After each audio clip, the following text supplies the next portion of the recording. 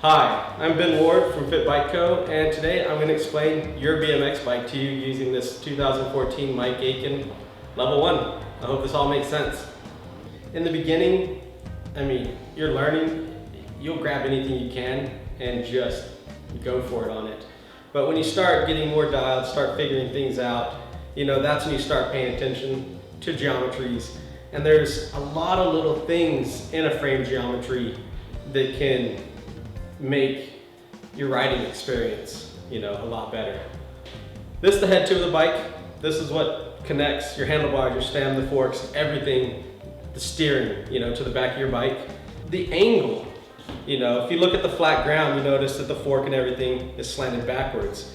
The adjustment of this angle can change your ride experience quite a bit. You go mellower, which moves, your handlebars back a little bit and moves your front wheel out.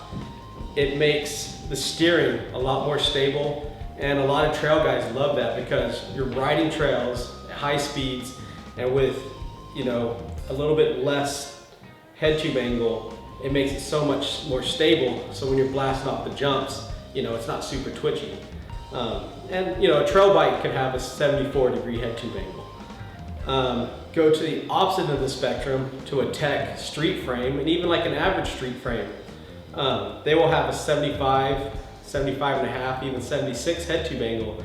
And what that does is it makes the front end of your bike a lot more twitchy. It makes nose stuff like nose wheelies or nollies a little bit easier because your axle is a little bit more under your body, because what that's doing is moving your front wheel underneath you a little bit more. So when you rock up in that front position, your wheels ride underneath you a lot quicker than it would if you had the mellow head tube angle. And a lot of people like that. Another thing that the steeper head tube does, it shrinks your wheelbase. So it gives you, that same amount of room from your seat to your handlebars while shrinking the distance between your wheels. So that, makes the overall length of your bike a little bit smaller, and it makes stuff like hop 360s, 180s, even just a basic bunny hop a lot quicker. The distance from the ground to the bottom bracket, it's pretty important. Some people like a nice tall bottom bracket, which is anything, I'd say like 11.7 and up is on the taller end of a bottom bracket height, 11.7 to 12 inches. When you start dropping the bottom bracket height, it's lowering your feet position closer to the axles. And what it does is it actually slows down. Like if you're riding up a transition, since you're lowering the transition, it slows down that transition feeling under your feet. And sometimes it could make certain things feel a little more sluggish on the bike, but in a good way. When you start raising the bottom bracket up, your bike gets a little, it can loop out quite a bit easier because you're starting to get above your axle line. And the higher you are above your axle line, it's just like you think about pulling up on your bike, you're raising your bottom bracket up. If it's already high, you're gonna get to that loop out point a lot quicker. After your bottom bracket, you've got your chainstay length, and that's the dimension from the center of your cranks to the center of your back axle.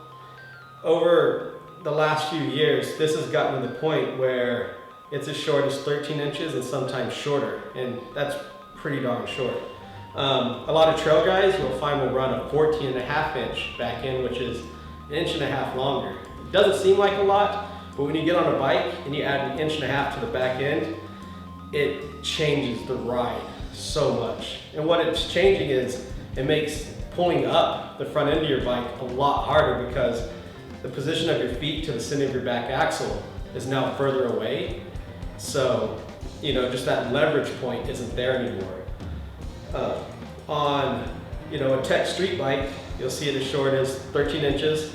That sucks the wheel really close into the back end. It makes pulling it up a lot quicker.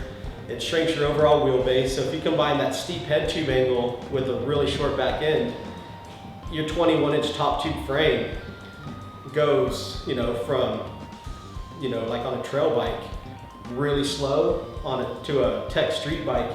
It's a really agile, quick feeling bike. And a lot of people say, it adds some height to your bunny hops because the snap is so much quicker. And it kind of, a lot of times will make your bike like not as noticeable underneath you because everything becomes so easy. This area here, between the bottom bracket, this tube, is called your seat tube. This dimension here actually does get changed on some people's setups depending on what they want to achieve. By changing this angle, it kind of changes the effective top tube length on your bike. 71 degrees is completely standard for bicycle seat tubes nowadays. You'll see some guys do it at a 69 seat tube angle, where it's a little bit more laid back. But what that's essentially doing is it's giving you the space between your handlebars and seat of, say, a 21¼ inch top tube frame, while still having the feeling of a 21-inch frame. After you determine like the angle of a seat tube, the new thing too is the standover height, and that's the distance between the center of your bottom bracket to the center of your top tube.